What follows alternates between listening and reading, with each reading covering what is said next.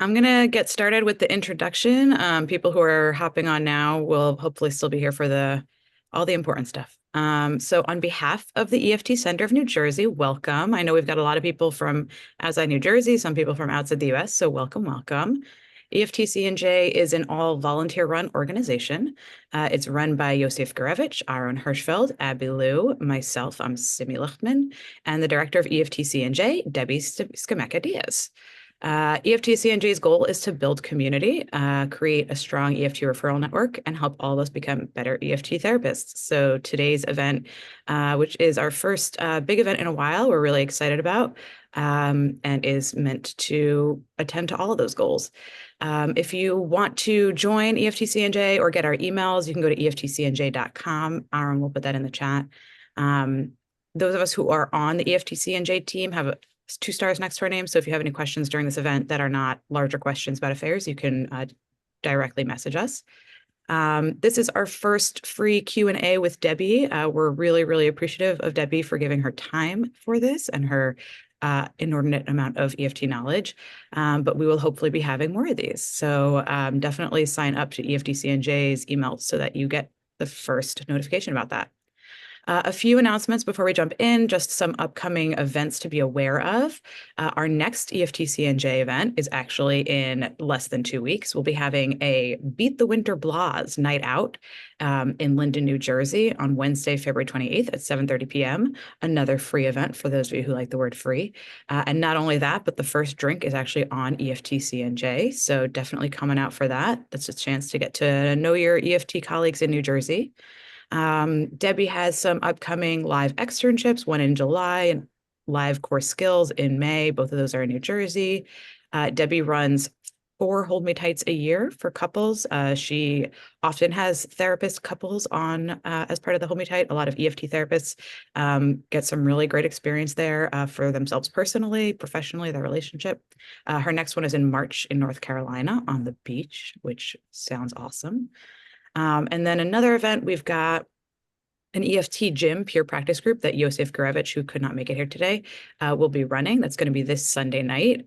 You can register or learn more about all of these events that I just mentioned on EFTCNJ.com. And then just a little bit of an overview about how the hour is going to go. A lot of you have sent in questions while you registered. We're really appreciative of that.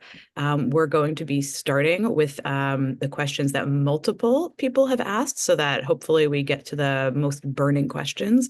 We will definitely not make it through all the questions we got, but we're going to cover as much as we can. So I'm going to talk quickly. If you have questions that come up while Debi and Abby are talking, please put them in the chat and we'll try to get to them. And then if you still need more help with affair recovery after this hour, which I can't imagine you will, but if you need to, Debi has an awesome amount of booster videos / trainings on her website. Aaron's going to put that in the chat too.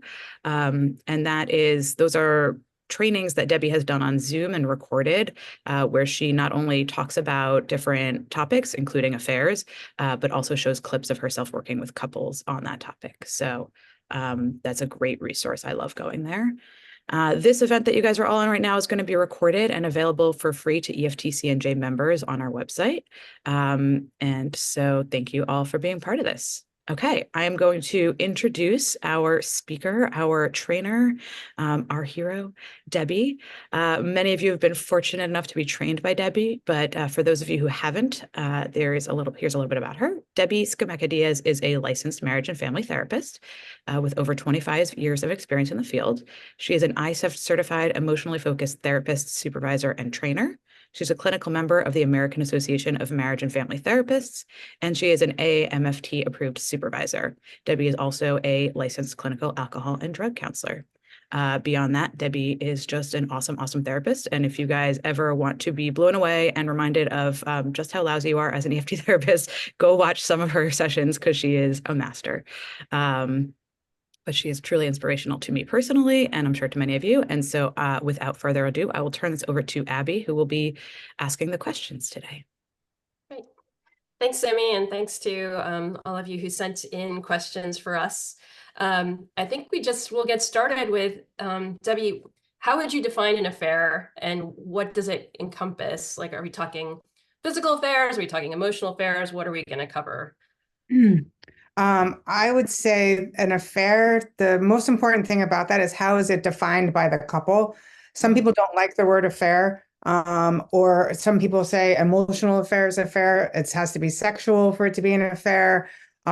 It's like if you start confiding in somebody about our relationship, our marriage, it's considered an affair.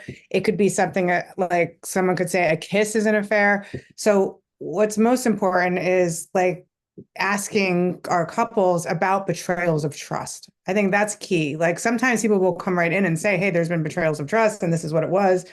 But if they don't, it's important for us to ask. And there's different types of affairs: emotional, sexual, long term, short term, one night stands. And it could be small sexual from a kiss to big sexual to being together. So what kind of questions are you asking in your assessment that's going to bring that out when they come in saying that they've had an affair in the relationship? The biggest well, I will ask them to tell me what happened when it came out, because Mm. that feels important. What happened when the affair came out? Was it discovered or was it admitted to? That makes sense. Like I Mm. can't an affair and I came and told you and said, oh, I had an affair. That feels different than if you take my phone and you sneak and you find it out and you confront me with it. So it's good for us to know how it came out, how was it discovered, and the other thing we want to know is what happened then. I think this is significant to know for the future in our work. So if when it came out, the person lied, dismissed, minimized, and then it trickled out over like 3 months or 6 months, the truth, that's all those are 3 month trickles or betrayals of trust, betrayals of trust, betrayals of trust, which makes it so much harder. So we just need to know that, like, what are we dealing with here? If the affair comes out and the person, drops into remorse, which like people have fallen to their knees and sobbing and begging that person to forgive them, that's also really important for us to know because typically that's an experience that happened, right? I'm in shock if you cheated on me. You're in major remorse and on your knees crying to me. And I am so angry and in shock that experience, we walk away from that experience, me just being angry and in shock that you did this to me, and you feeling like showing remorse doesn't do any good. And that's why that's important to know, because when we are doing the work later on in the work, when we need to get to forgiveness, we're going to be dealing with an experience that the person who did the remorse at the time that it came out is going to say, this isn't going to work. This doesn't work. Why should I bother touching into this remorse? So they're very protective around it as well. So that's why that's helpful for us to know too. Is there a way to discern? Do you ever get to a point where you're discerning whether or not you move forward with couples therapy with someone with a couple who's experienced an affair? I think the only thing that would stop me from working with them is if the affair is still active and ongoing. And that has happened. And where people come in because there's an active affair and the couple comes in to see you. Mhm. So to me, that's where I say, okay, what are we doing here? What's the plan? And to see they might say to see if we can repair our marriage. Let's say they say that. Well, I'm going to say, okay, well, we can do, 5 to 8 sessions maybe and see how this happened. And the affair will need to stop for us to continue our work together. Mm. That's really important. That only it's interesting. I think people always like ask these kind of one-off questions about affairs. I'm like, my 25 years experience, it happened one time. Okay. The couple came in and the affair was active, and like we had sessions, we identified a cycle, we accessed some emotion around the cycle, we put attachment longings in there, I did all this EFT stuff, and then at the end of the session I would say to the wife, like, you need to make a decision here because we can't keep doing this work if you're going to keep going over there. And she's like, okay, yes, I'm going to cut off contact with him. And then they'd come in the next week and she's like, I couldn't cut off contact. And then, so we have 3 or 4 sessions like that. And then I say, okay, we can't continue to do this work together.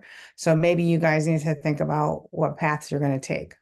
So, because I can't repair that attachment relationship when she's still talking to the other guy. Yeah. Yeah, it's interesting. One of the repeat questions that came up was, what if you don't actually trust that the person has said that the affair has ended? What if you as the therapist don't trust that it actually has ended? That's such a great question. And I kind of want to say we need to look within ourselves first. Where is that coming from? I just feel like always the first thing we have to look at self of the therapist.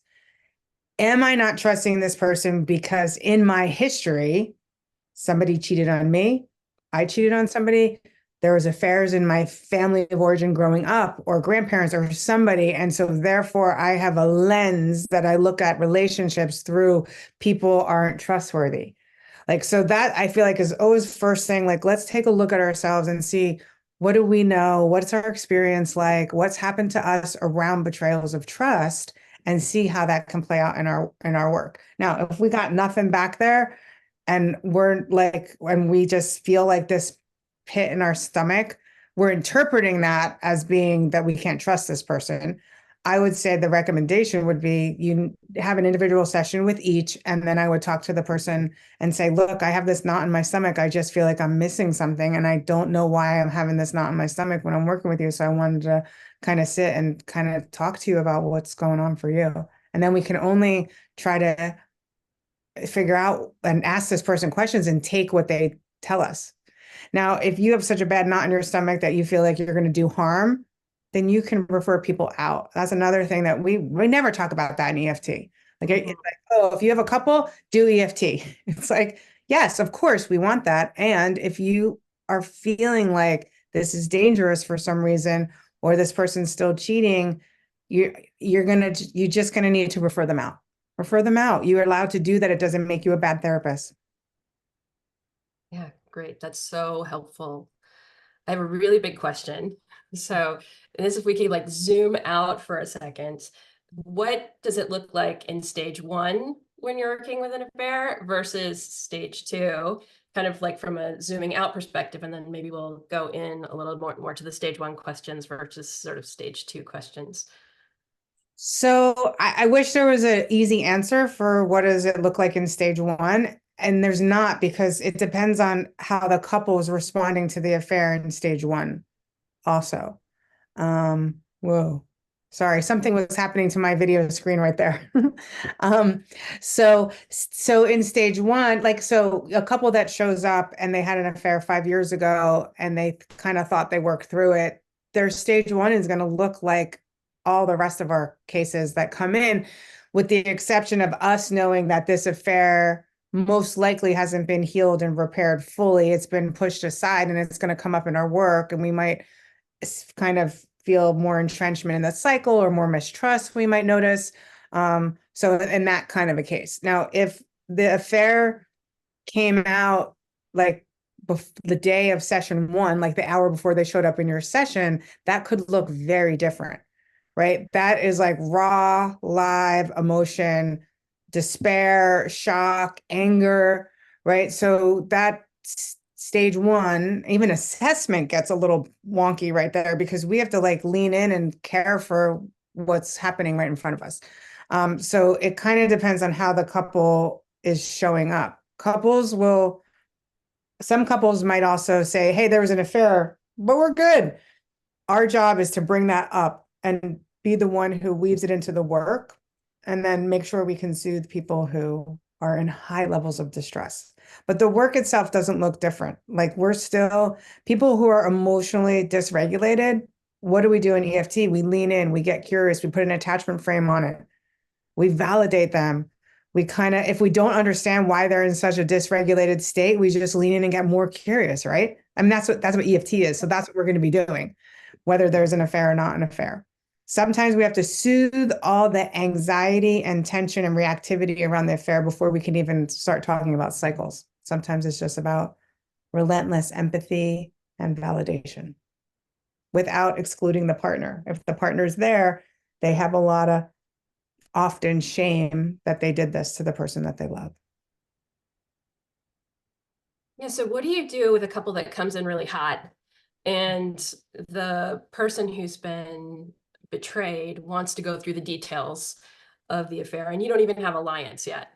So where would you start? The person who was betrayed wants all the details and is demanding all of them. That to me is a content issue. And if we go down a content issue in EFT, we're going to get caught in cycles like crazy, right? The content, if we get caught in content with our couples, we're in a cycle with them. That's pretty standard, right? So if someone's coming in and they're like peppering with the questions and they need to know, we're going to reflect the energy that they have. Like, I hear this. This is so hard for you. And you're like so ramped up because how could this person do this? So match their intensity, join with them, reflect the process, not the content. I hear you asking all these questions. Of course, you need answers because you think that that's going to soothe you. But tell me what's happening right now when your voice is so ramped up. It's like you're dying inside, or whatever we need to say. Like that connects to where this couple is or where this person is. It's not content. Don't do it.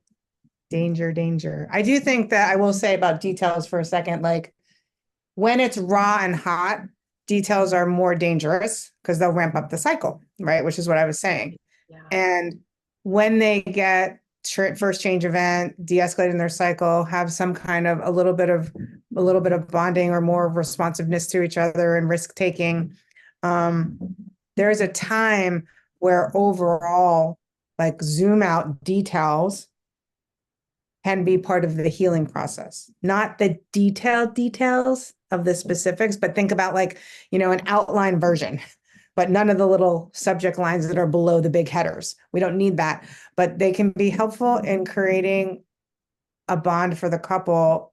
If you cheated on me and I feel like I don't know the details, like the overarching zoomed out details, not all the little ones, I could feel like you have something special with that person that I'm still left out of. So that's the only way that details become important later on, after they're de-escalated, after they get their cycle, after they're taking risks, after there's some safety here.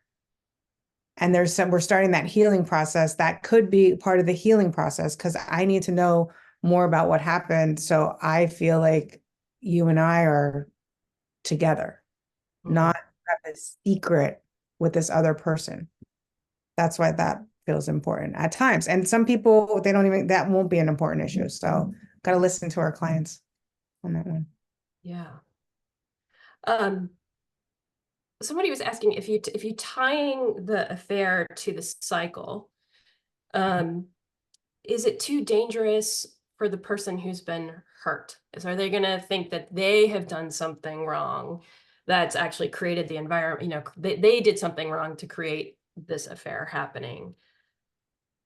I mean, I think they already do, right? Like if we pause for a second and just feel what that might feel like if your spouse or the person that you love cheated on you, on that deep, deep place in here, you probably feel like there's something wrong with you. That's why they did it. So we just need to be mindful of that. Yeah. That's already going on. So which kind of means we need to be careful. We need to be careful that we're not excusing affair behavior when we track a cycle that happened, right? That kind of led to. So how do affairs happen, right? If a couple is emotionally bonded, connected, and close, we don't have affairs. Affairs happen when couples get distant and there's room for a third party to come in and get close to somebody. So it's really important to not give permission for the affair, but to identify that the distance that happened here kind of, you stepped out, the person who betrayed you stepped out when that distance happened, and that devastated you. Because even though there was distance, there's no way that they should have ever done that. That went against your vows, right? So we can kind of do it that way, right? Supporting both, right? And this person has to take ownership for the fact that they stepped out, but there was distance. The other thing about, like, I call them like pre-affair cycles that are important. Yeah. If there's no pre-affair cycle that's clear and agreed upon, I have no idea how we're supposed to create healing and rebuild trust. And what I mean by that is, how am I supposed to trust you if if I can't compare what we have now after therapy being different from when you had the affair.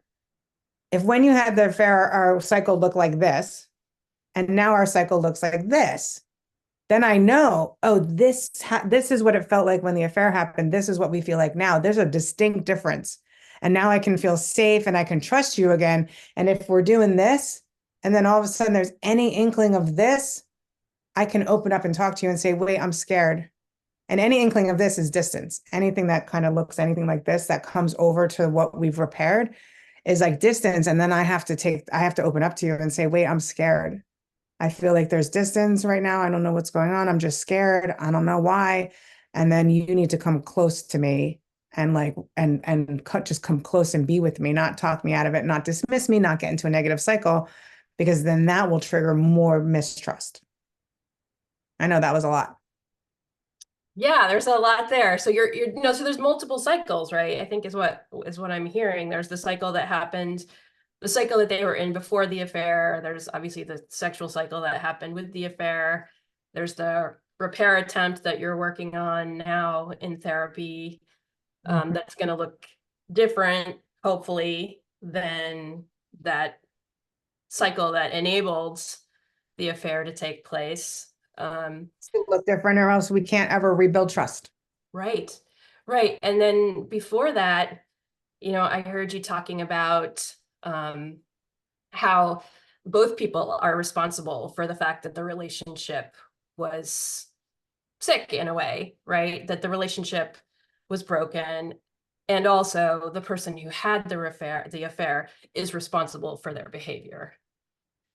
I would say the person who is responsible, the person who had the affair has to take ownership and be responsible for the fact that they had an affair. That when there was distance in this relationship, they have to take ownership that they acted out in a way that created more distance and a lot of healing and repair that needs to happen because of that. I wouldn't describe a relationship as sick per se. I would say that they have they had distance. They had distance in their relationship. Yeah. And because they had distance, a third party got in and showed some attention over here. Right. And that kind of led to this betrayal. Yeah. Still, the person who does the affair has to take ownership. If they do any kind of blaming, well, because you shut down or you had a wall, that's why I had an affair. No, I would interrupt that right away and say no. Like, I would be very clear that that's not even what I'm saying. If they say, well, I had an affair because you had a wall up around your heart, I would say, no, time out. We recognize that there's distance here and that you felt lonely in the relationship. And then this other person showed you attention and you ended up stepping out to get that attention met. And then you were suffering over here and you felt very alone in the relationship. So it's really like, we don't want to get caught in a place where one person, where we're taking sides. The only responsibility thing here is the person who had the affair needs to take responsibility for the fact that they had an affair. Yeah. So you're sort of talking about this, but one of the questions that we got was, how do you have the betrayed feel heard and working it into the cycle without having the betrayer feel like they're the bad person, but also not taking the responsibility off of them?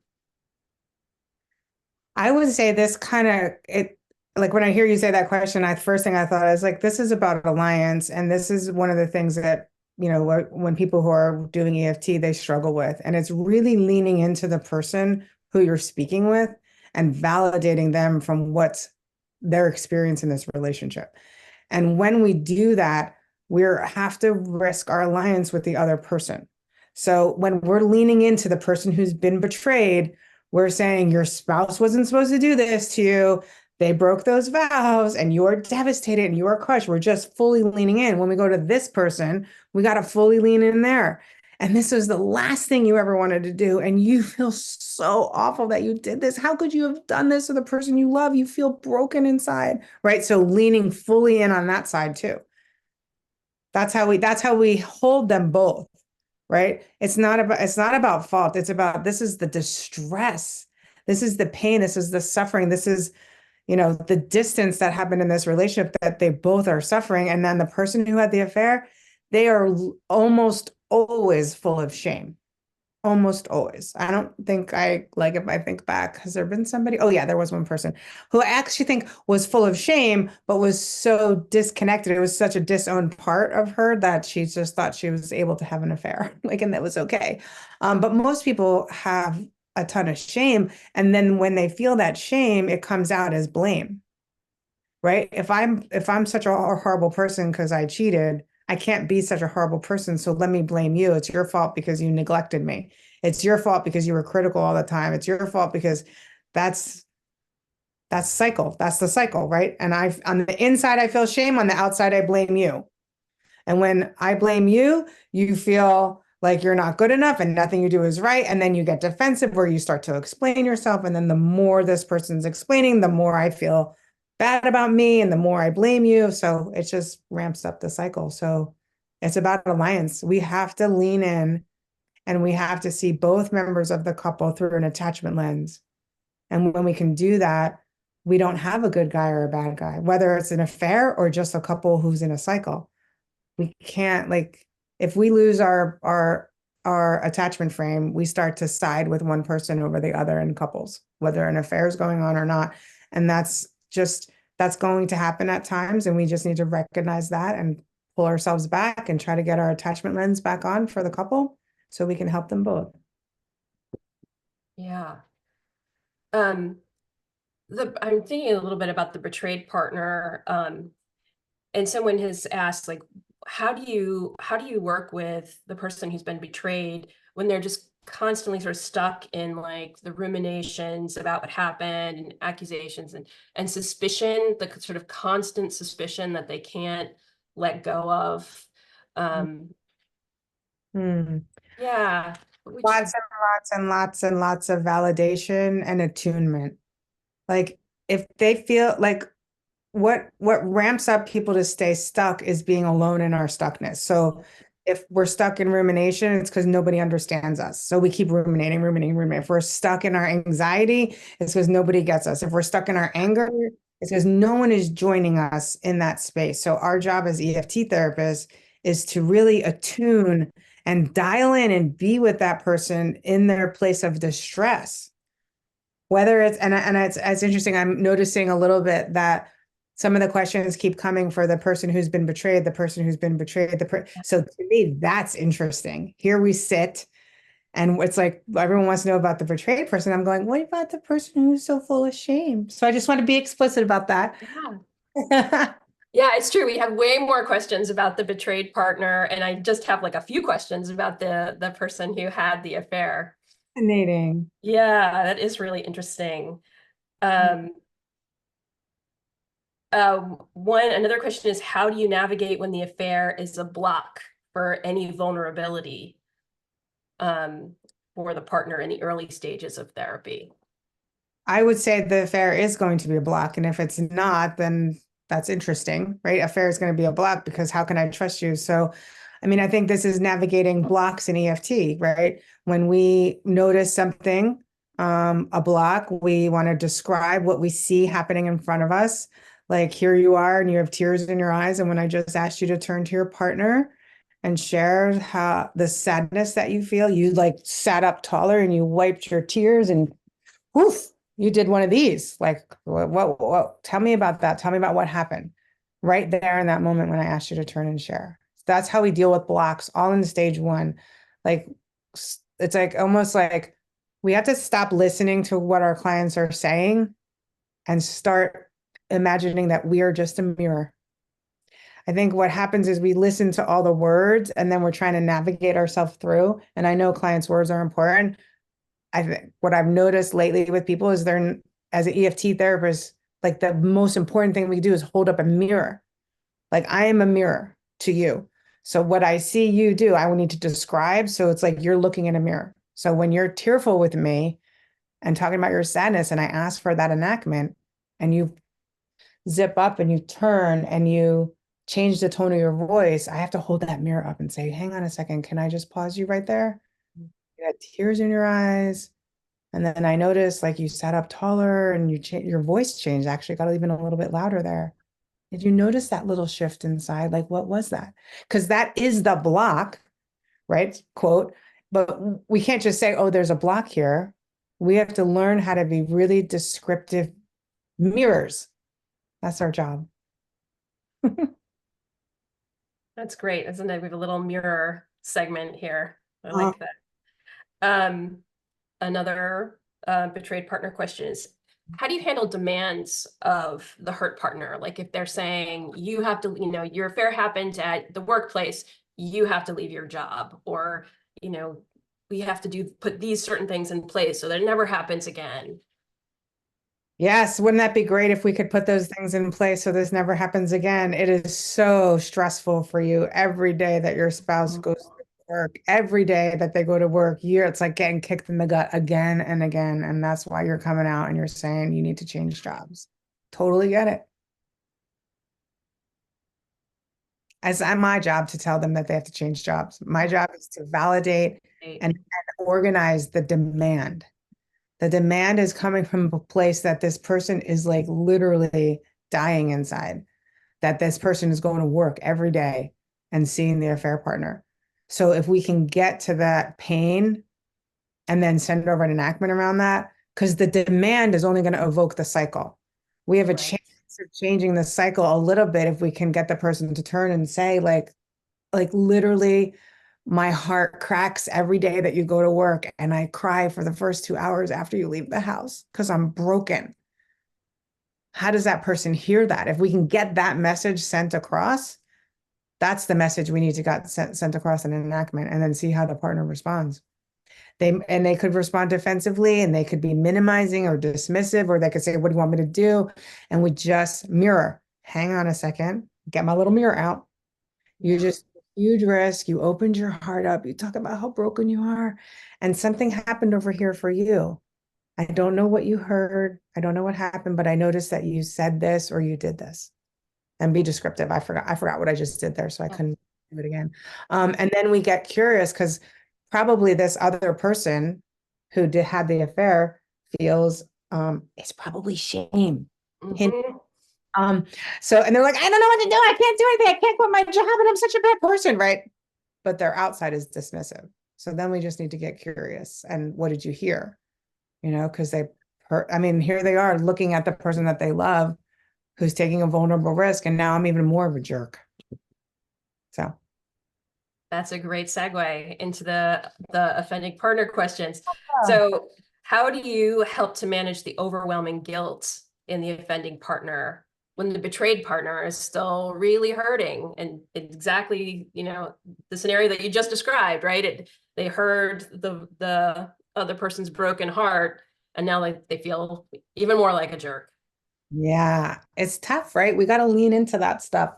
We have to lean into it and be willing to feel it with our clients, the guilt, the shame around something like this. And that takes risks of therapists. Like we as the therapists have to lean in there and kind of connect with them on like the shame, like organize it. Of course you feel that. It makes so much sense that you feel this way. You love this person, and this was not something you thought you would ever do. And here you are, and you're set with it right now. And it makes it so hard for you to show up for your partner because you get sucked into your shame, right? Or whatever they use. I don't know what word the client's using, but if it's shame, tell them that they get sucked in. At some point in the therapy, and I actually have a booster on forgiving injuries. It wasn't an affair, but it was like a forgiveness booster that I did. And my goal in this session was they knew their cycle, but to create some forgiveness. And what was happening is the guy would go into shame, and every time they tried to talk about the event, the injury event, he would feel so bad and he would go into shame. But what happens when you go into shame is this, right? So we are no longer connected.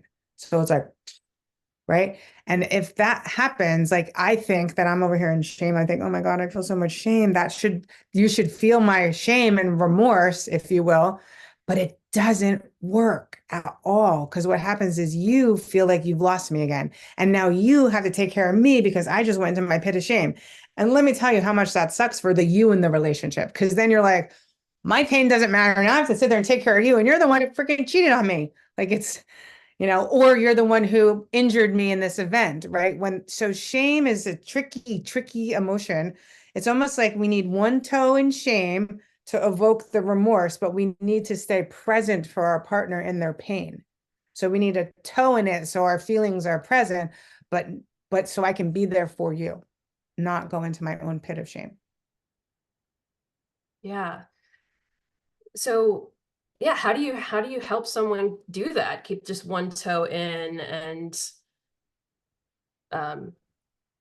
I mean, I would say it depends on where you are in the process. Like if you're at a place in the therapy where we're trying to do healing because we've got cycle de-escalation and we've had some small bondings and the healing journey is right here, right now, and we're trying to create healing and we notice the shame keeps taking over, that's when you like I would almost say tap the foot of the person who's about ready to go in shame and say, not today. Today you're going to stay here because I know you can do this and you're going to show up for your spouse. You're going to be there for them in their pain, right? Because we have to establish at some point that also we need to make explicit that the shame, when this person goes into shame, this person is left alone and abandoned.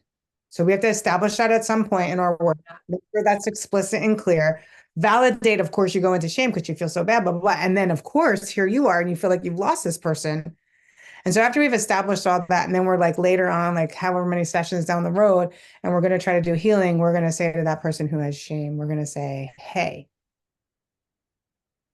you can do this. You're not going to that shame spiral today. You're going to be there for your spouse because I know you can do this.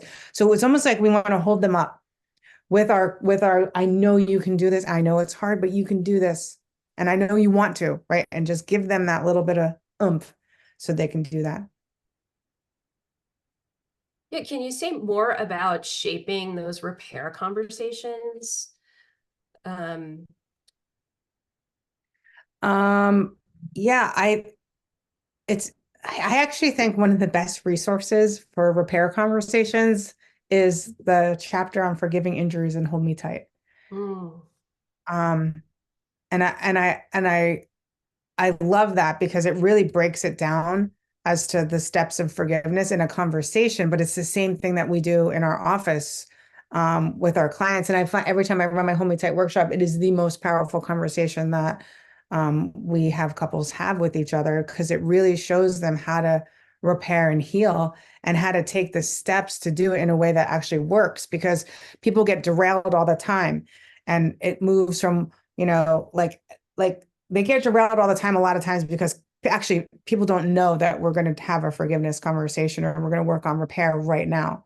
So I just want to say, like, couples, we should be explicit with our couples that we're going to work on repair today in today's session. We're going to work on forgiveness because here we are, however many sessions down the road, couple knows their cycle, they're taking risks with each other. And this feels like we need to kind of do some repair here. So be explicit about it. And as the therapist, as an EFT therapist, we need to be direct and firm with empathy and compassion. Like we have to, when we shape the healing conversations, if we sit back and just have them talk to each other, we are not directing this. We're not shaping it. I mean, if you think about shaping, if you have like a Play-Doh or something, and you're going to put it into a shape, you're actually touching it and moving it, right? Like to create like a heart for Valentine's Day, which was yesterday, or a heart for healing. We actually have to use our fingers and direct the Play-Doh to go in a certain movement to create that heart. We have to do the same thing with our couples. They don't know how to do it. They don't know how to take the Play-Doh and put it into a heart. They don't know how to have the repair. So our job is to be able to direct this with so much empathy and point them in the right direction of sharing the pain, sharing the remorse, sharing the remorseful apology, taking in the apology. That's one thing that's not in Hold Me Tight, I'll say.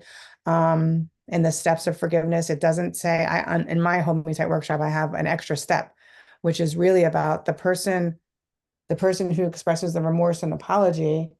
We can do everything perfect, but then this person has got to take it in. If they don't take it in, we do not have forgiveness.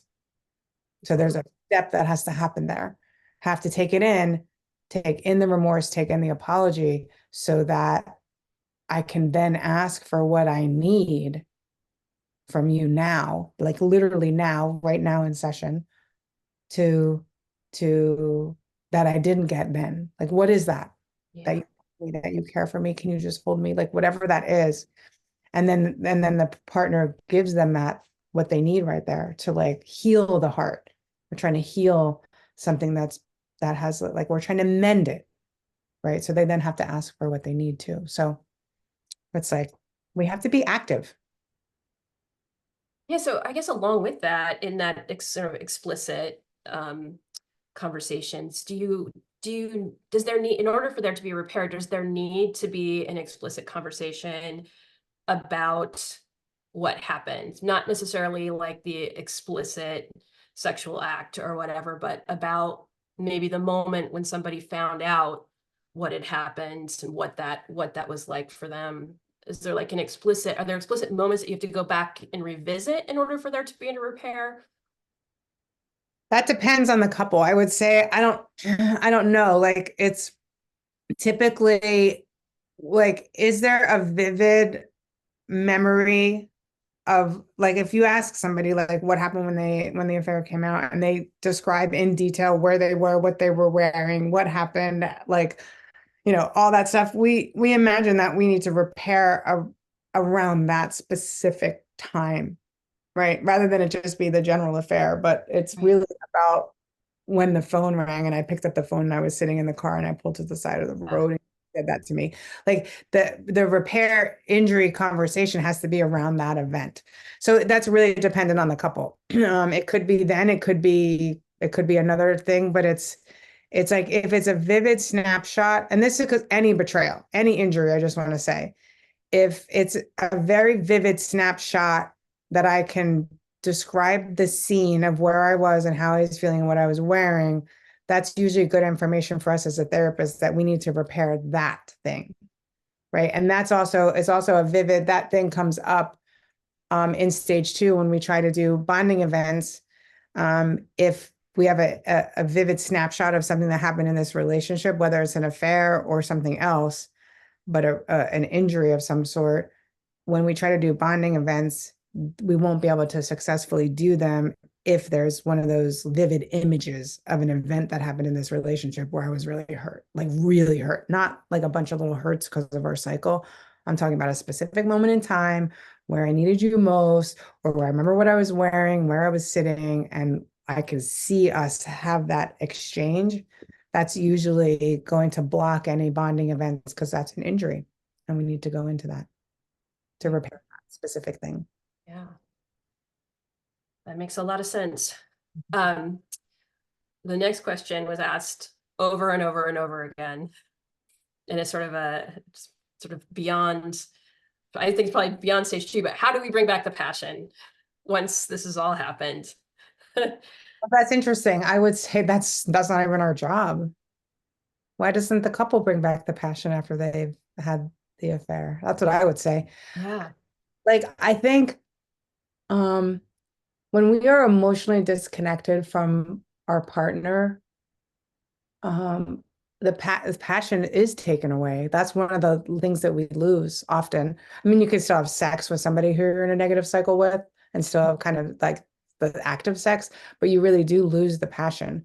So I mean, I think that couples, when they can repair and have that emotional healing, the power of it, the desire to be sexually intimate comes up again. Like when we start working, I mean, it's interesting because you think about in EFT, we work with like the emotional affair and what about well, I'm not emotional affair, sorry, the emotional relationship.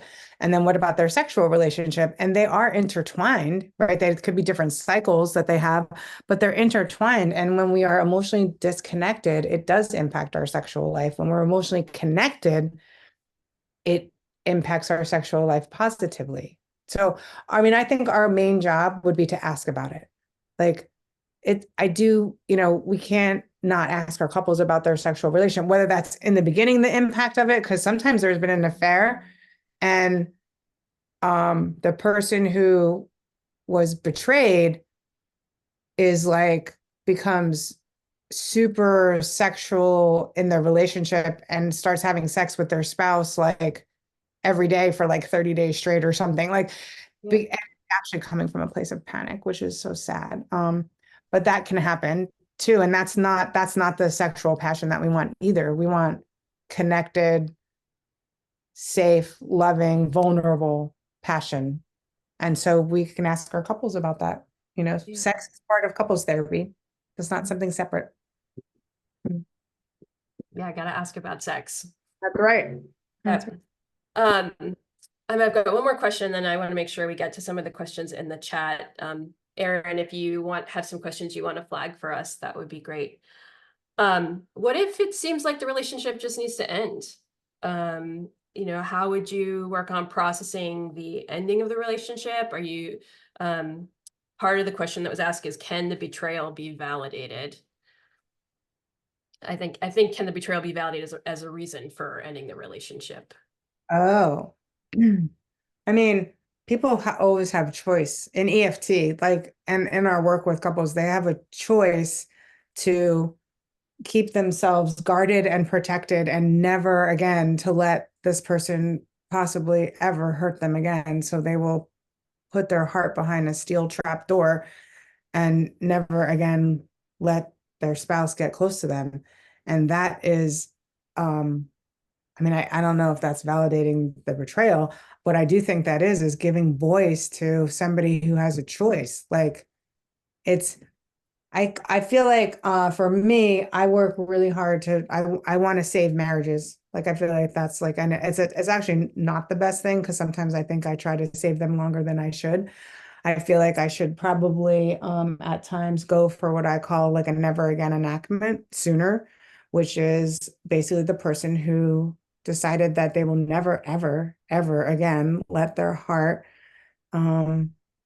be exposed in a way to get hurt in that way. So they will keep it guarded and they don't want any part of this other person. And they're sad enactments because usually one person is crushed and devastated.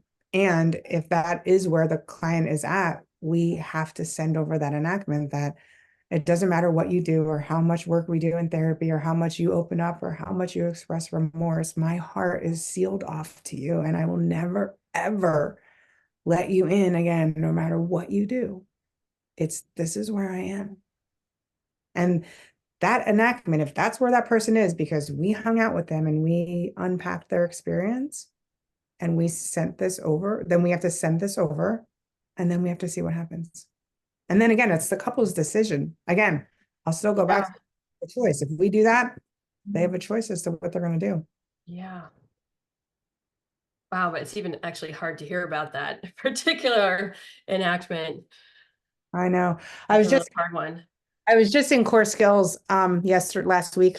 Today's last week, and I was showing a video clip of where I did a never again enactment because it was like it just felt like this lady was like, nope, nope, nope, nope, nope. And so I did one of those, and it was like amazing because, and I was like, thank God I did this. But it was amazing because she was like, oh no, I'm not saying that. And it was like, oh my God. So things can happen. It like literally you're feeling like no hope, no hope, no hope, no hope, no hope, no hope. Oh my God, the blocks are so big. It was like crazy. And then she's like, oh, I didn't say that.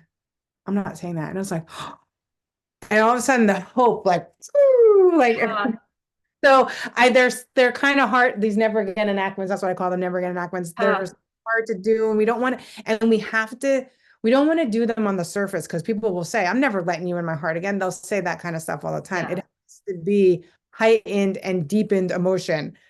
That's like we circle, we deepen. This is live right now in the body. And now we go to ask for it to be sent, not like in the conversational tone, because people will say those things like, I'm never going to let you get close to me again when they're in their cycle. So it's different. Right. So sometimes that happens. Sometimes, and guess what, everybody? That is successful therapy if we get to that point. It's still successful therapy, successful couples therapy.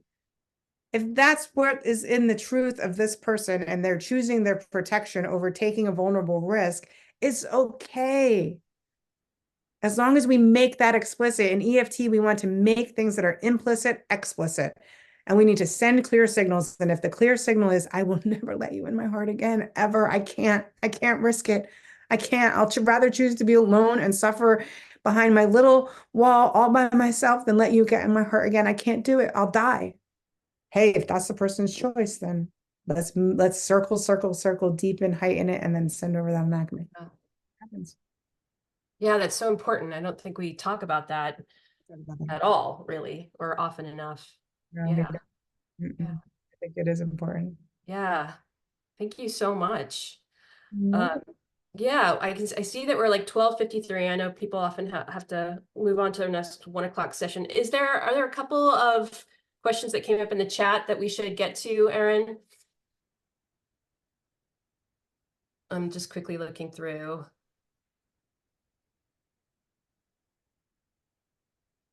Yeah, me too. I was like, oh, do I use Hold Me Tight handouts in sessions? I don't. I will be offering virtual core skills next year. I'll post it on ISEP's website. I just haven't gotten dates. It'll start in September, actually. I don't know if you guys, this year. It'll start in, I think, September. I don't necessarily use Hold Me Tight handouts. I use my little bow tie. That's the only thing that I use. So those of you who've been trained with me, yeah, September of this year, for core skills. Erin needs to be unmuted, I think. Sorry, there we go.